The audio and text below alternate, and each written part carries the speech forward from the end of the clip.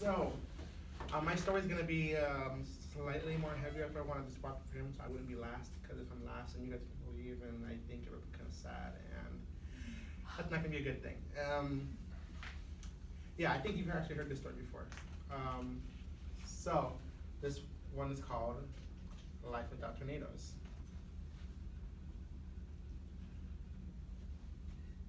Silence is what we heard. I talked to my friends. They knew. They saw the news. They saw it happen. A lady was up in the front. She was talking. Words were coming out of her mouth. We didn't hear it. Was this person a substitute? Was she the new Mrs. Birch? We had no idea. All we knew was that Mrs. Birch was gone. The day before were pretty normal. We were all working on our science projects. Some people working on a baking soda volcano. Others were, doing a potato clock. I was actually just like putting eggs in water, just putting salt in there. It actually made the eggs fall. That was pretty interesting. One day, it was the book fair. That's the day that the entire class gets all hyped up for. We all want to go to the book fair, get our cool stuff. And so we all walked up to the book fair, went into the book fair, except for me. So I'm pretty forgetful. I kind of forgot like all my money, so I was like, damn it, I can't go in there. Okay, so I just waited outside. Everyone in there. Diary of the Wimpy Kid got really popular right around that time. I think the first book came out and everybody got it. And other people got maybe one of those invisible ink journals, and then like the cool little slap wristband and all that stuff. And me, I got nothing. So I was waiting outside for everybody to come out, and Mrs. Birch comes out and sends everybody back to the classroom. Okay, cool.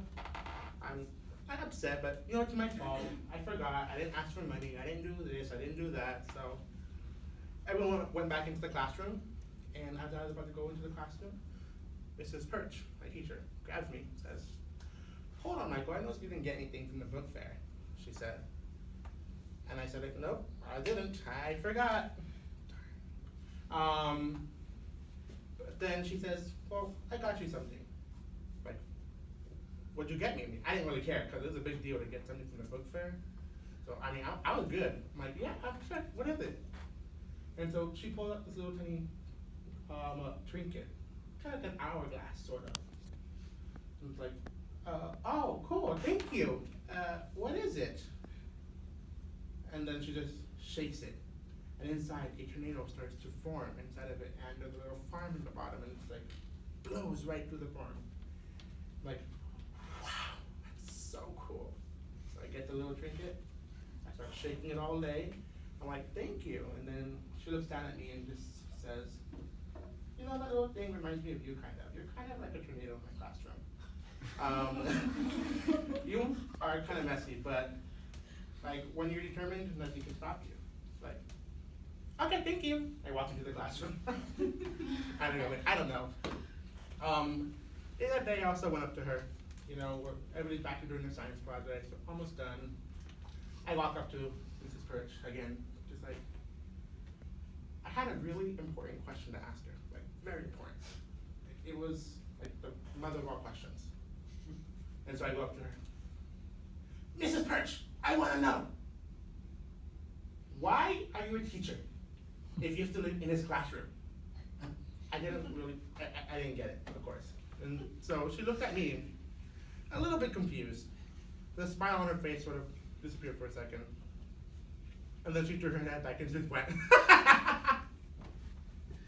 And she just looked down at me and said, Michael, I live here, or literally anywhere else, as long as I can, meet people like you, everyone else in this classroom. And then I looked up at her and I started watering a little bit. I'm like, oh crap, I'm gonna make a project. Okay, I'm gonna go back to do a big project. And I walked away. That day, I went home pretty happy. I got a little tornado, I got all this cool stuff. You know, thing is, I didn't know what the next day would hold. That day, Mrs. Perch went back home to her house. She laid down, and a fire burned through her house, and she did not make it. The next day, we all went to class. It was pretty sad. We did like a big giant like ceremony for her.